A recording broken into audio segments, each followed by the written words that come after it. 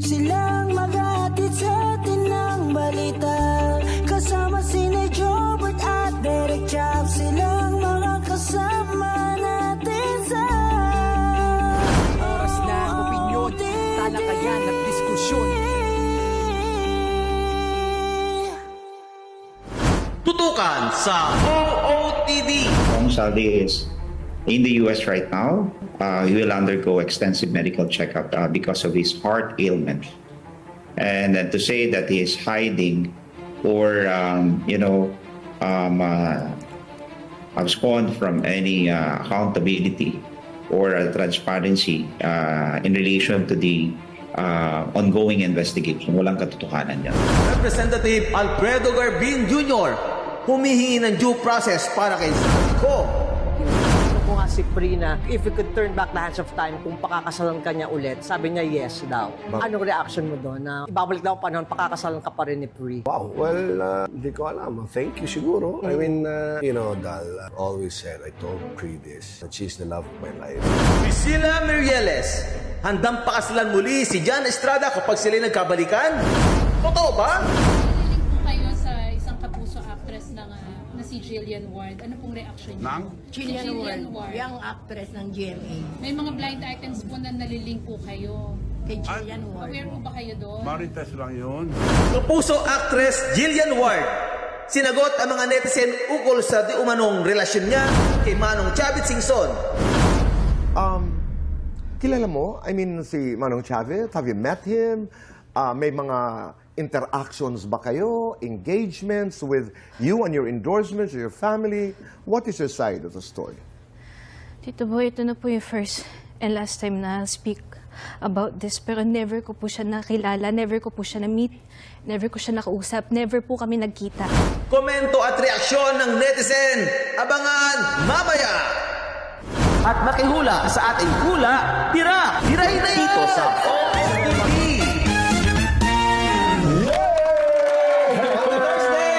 Thursday! 10 o'clock na, kaya naman! Tara na, pasok na kayo sa dati yung tambayan na ngayon na ginagawa ninyong isa sa inyong mga minamahal na tahanan. Ito po ang OOTD! Oras ng opinyon, Talakayan at diskusyon. with may nanay na ang OOTD namin ay yellow, dilaw. Cheese. Hello, yellow brick road. Hindi naman kami mga kakore, of course, no? Of course, walang kulay. Walang kulay to. Dahil siya ang political and showbiz officialdom ng OOTD, ang ating partner, Nanay Jobert Socaldita. Maraming salamat sa napakahusay kong anak, Direk Chaps Manansala. Hindi na siya mahusay na director, actor, kundi mahusay na host. Mahal kita, Nanay. Oh my gosh, Lola is dead! Lola is dead. Nako, Webis na Webis ngayon. At ang dami natin pag-uusapan, kaya nakatutok na, mag-ready na kayo ng inyong mga chicha nang sa ganun ay mas maraming maganda ang huntahan natin ngayon. Diretso na tayo sa ating unang segment, ang This Is It, Politics. There's no transparency whatsoever. Nakita namin yan ni Secretary Vince. Tinago lahat. No? And they are just so comfortable doing it. They're not afraid. Meaning, not part of any anomalous DPWH projects or not subject of the investigation right now. Hindi man lang nila naisip na paano ang taong bayan. Nakakainsulto pa. Specifically kay Kong Saldi, but since I'm one of the Ako Bicol representative, and so ganun na rin yung pagkaka-involved, we need to respond to it. At ito nga, lately nga, sinabi pa na yung involved na congressman dyan, si Saldico. But as to whether kailan siya uuwi, at kung siya ba... Why not? Why don't you ask him that? He did not abandon it. It was a sacrifice. My God! Nagdakaw ka ng bayan, kasi sasabihin mo, it was a sacrifice on your part. And then to say that he is hiding in relation to the ongoing investigation, walang katotohanan yan. And it's not an abandonment? Sa lahat ng mga paratang sa kanya, isinasagot niya na ngayon. Ganyan na ba kababa yung standard natin sa Kongreso, Mr. Chair? Putang ina. Kong? Callousness, hypocrisy. Hindi makaka-apekto yun. If you are a fugitive from justice, then you are. Harapin mo yung charges. And if you say that you are innocent, then due process is always here. At nakaka-insulto sa mentalidad natin Pilipino. Ayan, we're talking about this Congressman Alfredo Garbin na kasamahan ni Zaldico sa Ako Bicol Party List. Kaya sila nasa Kongreso ngayon, di ba? He was a former mayor of Legazpi, Albay.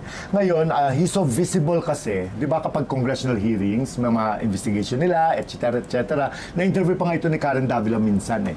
Tinatanong siya kung ano na mangyayari sa kaso, na parang walang politiko na na-implicate, chuchak chenes, okay? Ang ending, nitong huli lang, ay may nabasa ako na comment niya, siya ay nakikiusap. May pakiusap siya no, sa madlang people, sa lahat, even sa Congress, na sana daw, kasi di ba, tinutugis ng bayan si Zaldico, na isa sa mga major players itong anomalous na flood control projects, no, na medyo dinidikit kay Martin Romualdez, dating House Speaker, because siya po ang head ng Appropriations Committee ng House of Representatives. Ngayon ay wala siya, di ba, nasa abroad, kaya siya nagpagaling sa Amerika, tapos nakita sa Portugal, nakita naman sa Spain, kung saan sa Europe, tapos balita, bumalik na ulit sa Amerika, whatever, na kasi ang kanyang dugo ay bumaba ng 90/60. Natawa na tayo mga tao na bakit wala ba tayong magagaling na mga dalubasang doktor dito? Diyos ko, blood pressure lang, 90/60. Diyos ko, maning-mani yan sa mga doktor dito. Diyos ko, kahit malit na klinik. Bawang lang yan eh. Bawang lang yan. Kain lang ng isang buong bawang, tapos alunukin ng buo. Bababa ang presyon mo. Ito lang nakakaloka itong si Garbin. Nakikiusap ngayon na sana daw ay bigyan ng due process si Zaldico. Alam mo, biglang uminit ang ulo ko talaga. Uminit ang ulo ko. Lalong pumangit sa tingin ko yung mukha ng Garbin na to. Akala naman niya. Teka lang, wala naman Hindi kasi nga, kung ano mga, Diyos ko, wala sa hulog. Wala ka sa hulog, Chong. Wala ka sa hulog. Oo, tito mo siya. Ha? Tito mo siya. Chong? Oh, Chong is tito, di ba? Hindi. Tito yung uncle yun. Uncle ba yun? Oo. Okay. Pero ito kasi, para makiusap na bigyan ng due process si Zaldico, anong klaseng due process pa ba ang kailangan natin ibigay kay Zaldico? Unang-una, pinababalikan natin siya sa bansa. Ayaw nga niyang bumalik, di ba? Lahat lang ang dinadahilan niya. Sanay dahil ayaw niyang bumalik, hindi siya pwede bumalik? Actually, pwede kung gugustuhin natin. Kung gugustuhin ng Pilipinas, kung gugustuhin ng pamahalaang ito, kung gugustuhin nila, na pabalikin yan, madali eh. Kansilihin nyo lang yung passport, kansilahin nyo lang yung passport. Kanselahin niyo yung passport, magiging illegal alien siya doon sa bansa kung nasaan man siya. Di ba? Tapos check. Okay. Kanselin ng passport. Tapos ngayon, kasuhan niyo siya kaagad dito. Gawan siya kaso sa dami ng wala siyang kaso. Wala pa siya na isang pang kaso, kaya wala pang court order. Kasi pag may kaso na siya at may warrant of arrest na yan, pwede na natin pa-extradite. So, sino pwede magkaso kahit ang private citizen? Yes, kahit private citizen. Sa dami ng mga nagkakaso-kaso, like nagkaso na itong si Trillanes, kinasuhan si Bongo sa si PRRD, itong si Chavit na sinakasuhan ng isang plunder ng mga isang grupo na yon. So kung may magkaso kay Zaldico, pwede. Alam mo sila mismo, alam mo yung gobyernong ito, kung talaga seryoso sila tungkol sa issue ng anomalya sa flood control projects na ito, at gusto talaga tugisin, kayang-kaya yan, kasuhan nila Bongbong Marcos ng DOJ, na itong si Zaldico, kasi Diyos ko, laki-laki na ng pangalan niya sa issue na ito para hindi pa habulin. Ngayon, pag nakasuhan na yan, makapaglabas ng warrant of arrest ng isang court. Pag may warrant of arrest na, dahil sa Amerika siya, may extradition treaty kasi ang Amerika at saka Pilipinas. Pwede patugis sa Interpol. Naalala ko nga si Alice Guo na hindi Pinoy. Ginustong mahuli. Yes. Huli. Baka ayaw. Oo, kasi ayaw nga nila pahuli. Ayaw nga nilang tulungan ng bansa. Puro lang sa dakdak nito sila Rimulya. Nakakatakot kasi, Nay, kapag bumalik siya dito. Oo nga, yun lang. Nakakatakot kasi baka kumanta. Baka ikantap. Baka may mga ikantang pangalan. Akala ko Regine Velasquez na ang boses niya eh. Hindi naman. Hindi. Yun. Yung sasabi natin, why? Why the delay? Bakit ang tagal? Diba, bakit ang tagal ninyo bago siya talaga gustong hulihin? Inaayos nyo pa ba? May mga inaayos pa ba kayo ng mga naratibo? Para ito ay, kumbaga pagdating niya rito ay medyo safe na kayo, script buo na, o para may palabas na sa Hiraya.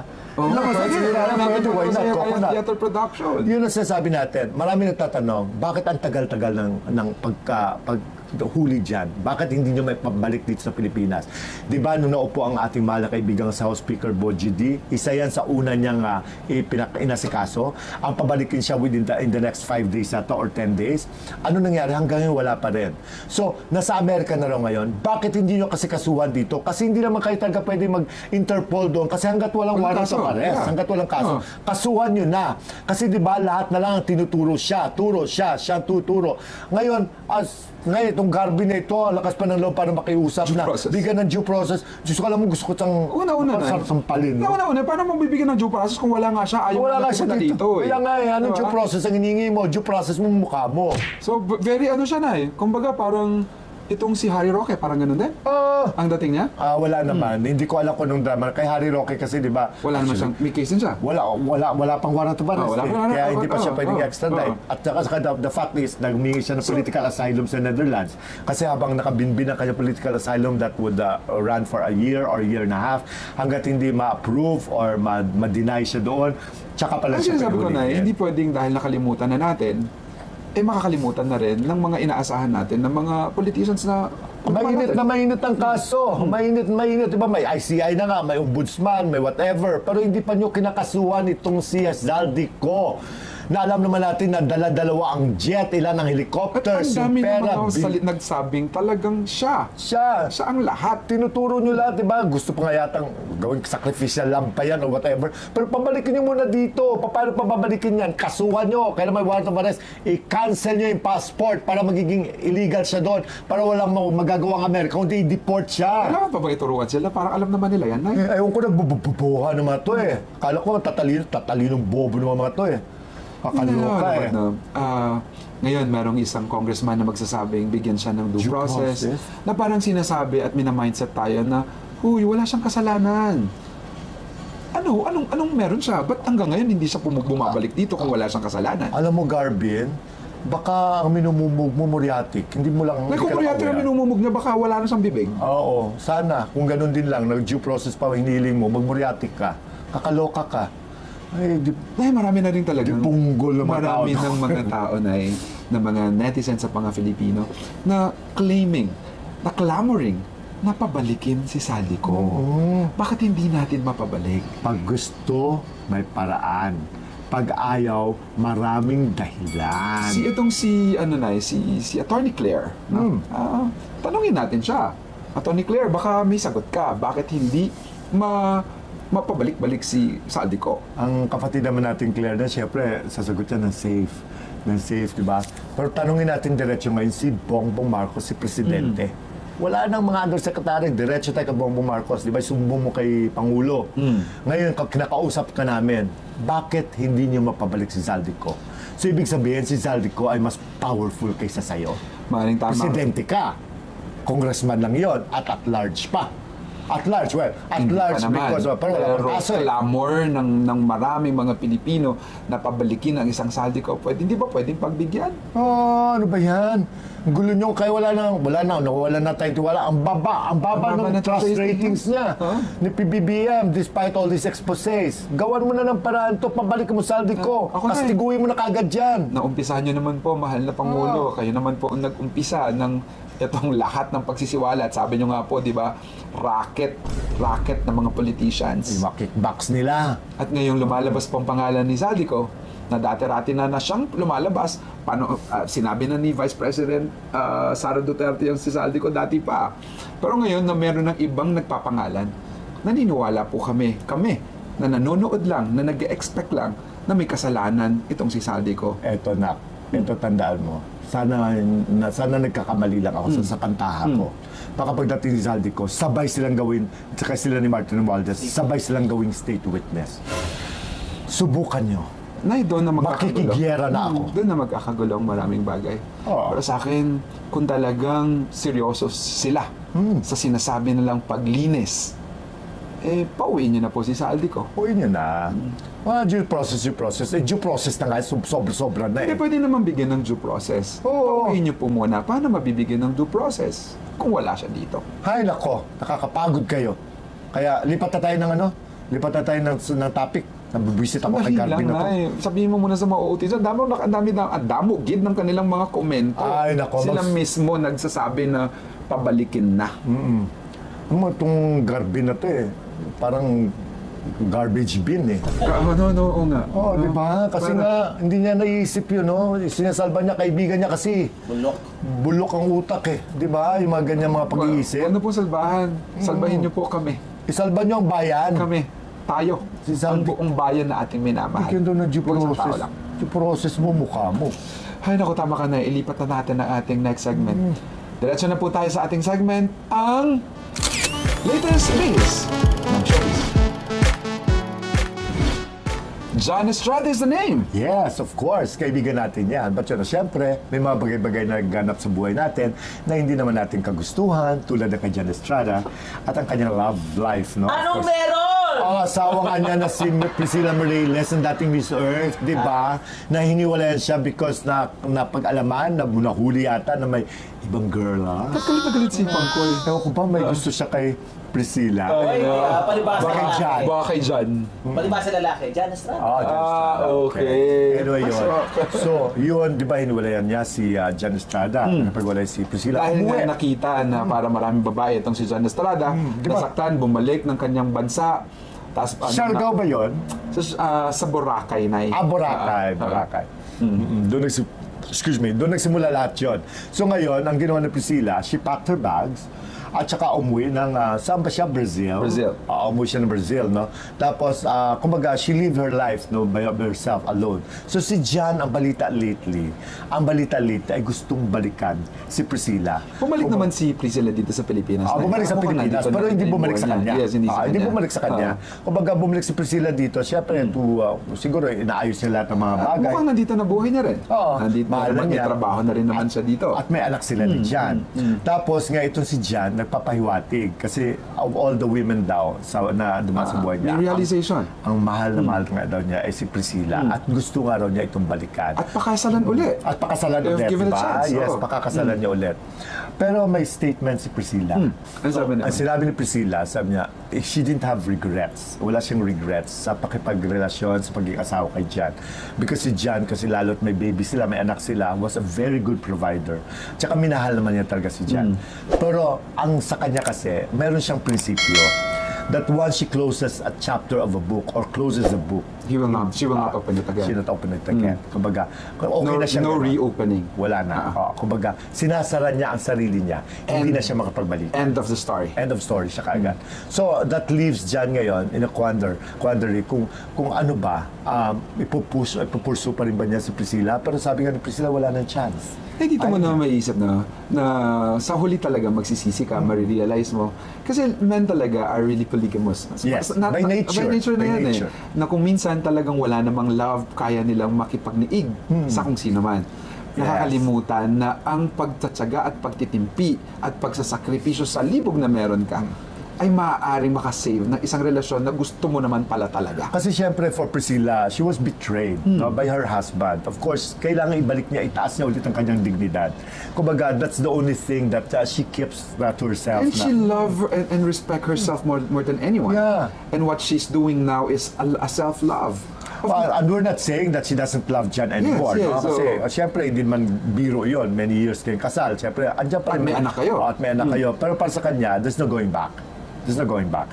So ngayon, yun ang problema ngayon. So si John will wait siguro for a time, no, kung kailan siya, malay mo, baka magbago isip ni Priscilla, pero as of the moment, taga malabo na, siguro si John, ipahinga niya muna ang puso niya. Kasal ba sila? Kasal, oo. Gusto nga siya pakasalan Uli. Hindi ka kasi nakikinig Pangkoy eh. Para akong loro. Diba?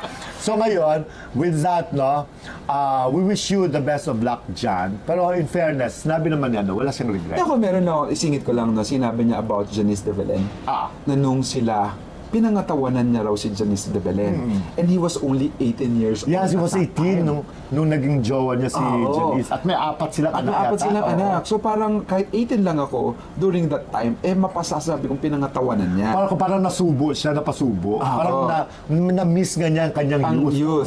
And after that, nung maghiwalay sila, doon naman siya nagwala. And finally, nakilala niya si Priscilla. And he settled. Pero after noon, na-miss na naman niya yung pagiging binata niya. Nagwala na naman si Jan. Oo. Pero alam mo, bilib ako kay Priscilla, ha? Napaka-honest niya. At saka she stand by her word. As of now, siyempre, hindi pa mababago yan kasi ngayon talaga sinasabi niya na hindi niya babalikan talaga si Jan. Ako rin, Nay, bilib ako sa mga taong mas mahal ang sarili kaysa sa iba. Kasi mas tama ang pagmamahal kapag mas mahal mo ang sarili mo kaysa pagmamahal mo sa ibang tao. At saka hindi naman siya nagkulang sa pagmamahal kay Jan. Kasi si Jan naman ang naglukol. Nagbigay naman siya, binigay na yung buo niya eh. At naitotoo ko, kapag kasi ang tao, binigyan mo ng chance, a person can do that again and again. Hugot ba sa Ay, hindi. Ay, di ba hugot Hindi to? naman. Kasi ako pwedeng hugot sa akin yun. Akala ko anong gagawin mo. Di wala, katotohanan lang ng buhay ito na hindi mo bibigyan. Real talk. Real talk lang tayo. Na ang tao, kapag binigyan mo ng chance, kaya niyang ulitin ng ulitin yun. At kung ikaw, mas mahal mo ang sarili mo, hindi mo hahayaan at papayagan na mangyari uli yung pain na yun. Tama yun. Na maaring sobrang sakit ang pinagdaanan ni Priscilla. Totoo. We don't even know eh. For her part to decide na hindi na siya babalik. Ibig sabihin noon talagang ayaw na niyang balikan yung lahat ng pains at hurt na dinanas na sa kuya ni Jan. Ligawan niya uli yun, ligawan niya uli. Hindi na nga, ayaw Parang na nga. kasing dyan, pangkoy. Ligawan niya. Ayan. Ayan. Di sunod na natin itong Itong na. susunod na, ito naman yung pain niya. Sobrang niyakap niya ngayon because of the controversy na lumalabas tungkol sa kanya. Oo. Si Jillian Ward, mga kaibigan, ay of course, kilala nating lahat. Napakahusay na child star dati. Na ngayon, through this list, diba, na nagdalaga na at ang gandang bata at napaka-sexy. Ngayon, na-interview siya ni Kuya Boy the other day, noong 21. Na-interview siya sa GMA7 sa Fast Talk. At ito'y tungkol sa controversy na na-issue siya sa isang politiko, sa isang maedad na politiko. Of course, pangalanan natin, of course, Manong Chavit Singson. Bago yan, bago the interview kasi talagang nasa maraming mga kung saan mang mga Facebook, kung saan mang mga pindot-pindot na yan ng mga iba-ibang mga social media, sinasabi na ang nanay niya mismo ang nagpupush. Anong tawag doon? May sinasabi ka? May giling ko ka doon yung sa bugaw. Jugaling. Jugaling. Sa anak niya mismo. Na maraming lumalabas yun sa mga na maraming naniwala na Bakit? Artista siya, maganda siya, hindi na bago sa ating pandinig yung ganung mga kwento. Yes, parang normal lang siya. Normal na siya, Pero of course, no, we're not saying na totoo yun. And eto na nga, finally nagsalita si Jillian Ward. Kasi tinanong si Chavit, Manong Chavit a few days ago, na ilang members of the press about the Jillian Ward. Sinabi nga niya na marites lang daw yun. Kumbaga, takot daw siya, ayaw pag-usapan, takot daw siya pag-usapan ng mga babae. Diyos ko, tapos sabi niya, hindi raw totoo yun sa kanila ni Jillian Ward. So sinagutin niya. Finally, ay na-interview ni Kuya Boy, si Jillian Ward. At saka mangyak-ngyak ang bata. Kasi talagang kilaro ng bata that she has never met Chavit Singson. Hindi sila magkakilala. Kumbaga, hindi totoo na niligawan siya. Hindi totoong sila.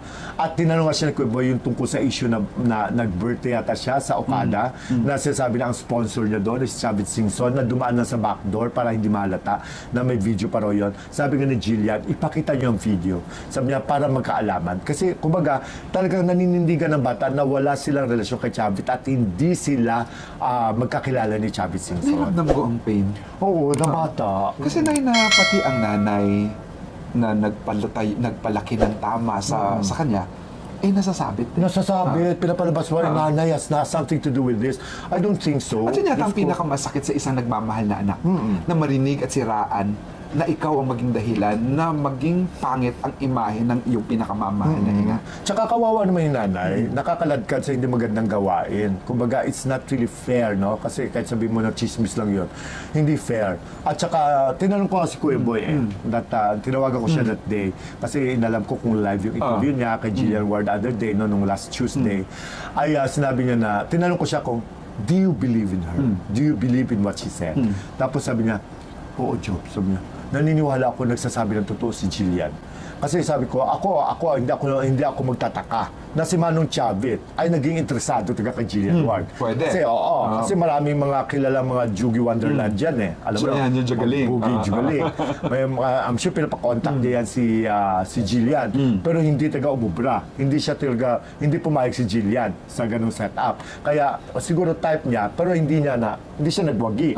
Posible yun kasi si Manong Chavit Hindi may sa mga bata. Mga bata magaganda. Di ba? Kaya naniwala ako na nag-try siya. Pero kumbaga, normal lang yun. Hayaan mo na si Chavez Singson, may pera naman yan. At saka hindi naman niya pinababayaan mga naging girlfriend siya. Bayaan mo siya for as long as hindi bata, yung ganyan.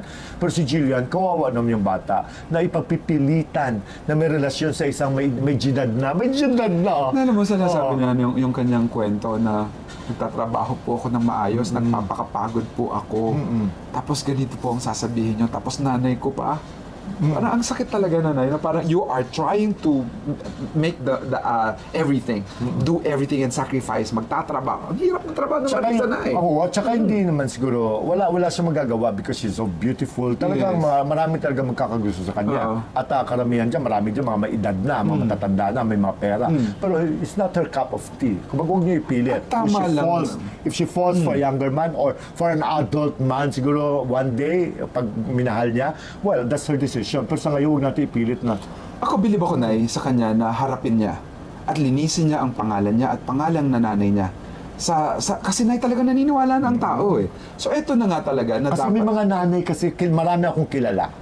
Mga nanay na mga starlets. Wala pa tayo sa Hulabera. Pero in connection with this, na kaya siguro nadadamay si Jillian tsaka mami niya.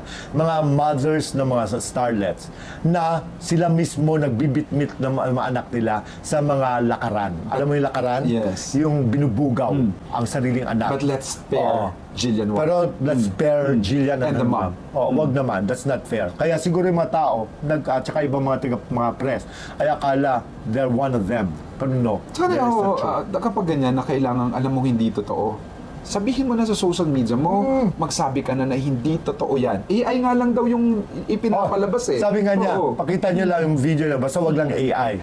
Pero bilib ako sa batang ito that courage para harapin, sagutin ang mga tanong is not easy. Kung ibang artista yan, yung parang baka masira ako, hindi sumusata. Pero this girl, she's very brave. I love her. Pwede nila i-shrug niya na, i-shrug off na lang niya dahil hindi naman totoo. Hindi naman totoo, di ba? Hinarap niya at kasi na ako, if I were Jillian, I would do that this day kasi nanay ko na nakataya dito eh. At lalong hindi totoo kasi.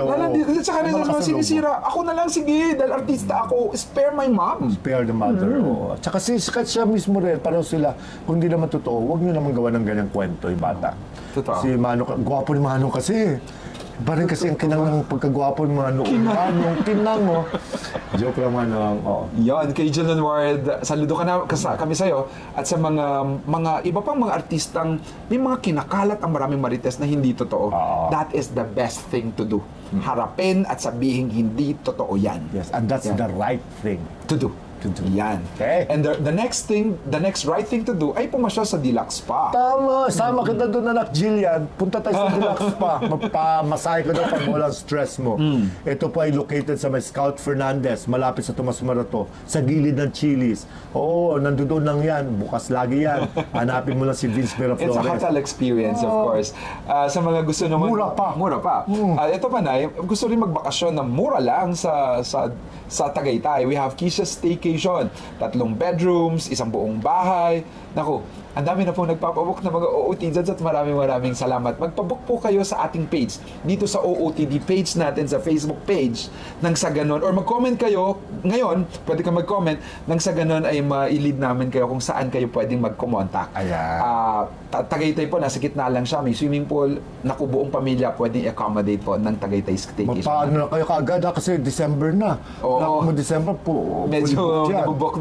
Medyo ano na po yung schedule, kaya magpabook na kayo ngayon din, undin. Kaya naman, diretso na tayo sa ating ang last segment, ang pinakaabangan ng lahat, ang Hula Bira! Birahin na yan! Oh my God! Grabe na nga ang pangyayari. Edi wow! Edi wow. Hoy, tapos na yan. Hindi lang isa, kundi dalawa. Oo, ang ginawang pinagsabay ng isang mayamang politician. Oo, huwag na nating bigyan ng clue yan, ha? Kasi nasabi na natin kanina. Ay, sorry. I-delete mo yun, ha? Oo, ito, huwag natin sabihin matanda. Ha? Pero huwag mo i-delete yung sinabi ko huli. Huwag natin sabihin matanda, basta politiko lang. Kasi ginawa niya ang magpinsan. Ang magpinsan, dalawang magandang babae. Una niyang ginawa, artista. Okay. Magandang artista ito.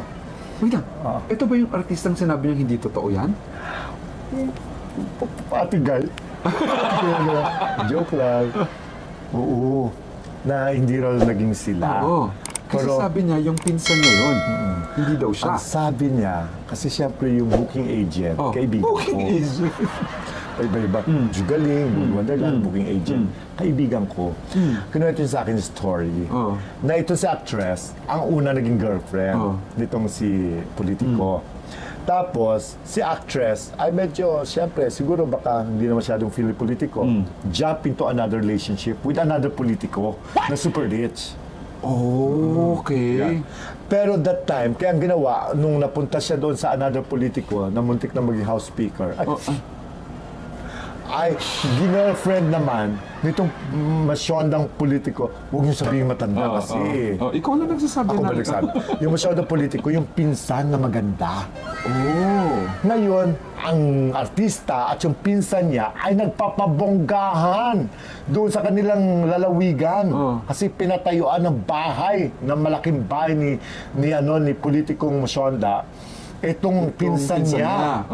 Bonggang bahay. Hindi nagpatalbog. Yung jowa ng artista. Binilan siya ng franchise ng isang fast food chain. Doon sa area nilang yon. Saan ba area nila? Sa Cabanatuan. basta dyan. Sa papuntang North. So, pabongga. So, ngayon, medyo laylo ngayon. Naghiwalay na si artista at saka yung jowa niyang politiko na mayaman na nagbigay sa kanyang fast food chain. Na franchise of fast food chain. Ngayon, yung medyo laylo din ang relasyon ngayon ng matandang politiko dun sa kanyang pinsan. Pero, well provided for. Give lagi ng kayamanan. Pera, ahas, whatever. Kailang bahay siya doon. Ang balita lately, ayon sa aking reliable source, na Jugaling, nagbalikan itong si politiko at saka si actress. Yung agent na politiko. Si agent na politiko. Binalikan yung original niyang girlfriend. Yung original niya compared to the casting, diba? So, sila pa rin. Pero kung magsalita sila, hindi sila naging mag-jowa ever. Ever. Pagilan ako, no? Wait lang, sino ba tong artista na to? Ay, nako. Huwag mo sabihing pera siya. Pera sa Japan? Na sinasanto. Naku, sinasanto! Uy, Raymar, ha? Tsugiin mo yun. Ano siya? At yung politician na controversial? Controversial siya. Palagi, no? Lagi naman controversial. Bandang Norte. Norte din siya. Norte lang sila. Cardi Norte. Yan, ha? Yun, hulaan nyo na lang. Basta si masyondang politiko, mahilig talaga sa girlfriend. Hindi ka sasabit dyan, Hindi ka sasabit dyan. Mahilig naman talaga sa babae. Okay. Kaibigan ko naman yun. Masayin ko lang yan, eh. Wala naman. Laba ko yan. Pero yung dalawang babae, yung artista, kaibigan ko yan. Tapos yung kanyang pinsan, maganda rin yun. Ganda artistahin. Kaya nahumaling ang dalawang politician. Oo, Diyos ko. Ganyan sila. Pagkatapos sa isa, lipat sa ibang politician. Ay, nako, sana all. Nako, sana nag-enjoy kayo. Meron ba kayong hula? Pwede nyo nang ilagay dyan hula nyo at i-komento nyo mga OOTizans. At sana nag-enjoy kayo sa ilang minutong huntahan at alakayan natin at diskusyon sa maraming bagay. At sa patuloy yung pagmamahal ay lalo kaming lumalakas dahil sa inyo. Hindi madali ang paghingi ng maraming mga views. Pero ngayon, hinihingi namin na mag-subscribe kayo. Yan. Mag-subscribe. Pindutin nyo lang subscribe button kung nag-enjoy po kayo para mas lalo po tayong dumami dahil dumadami na po tayo.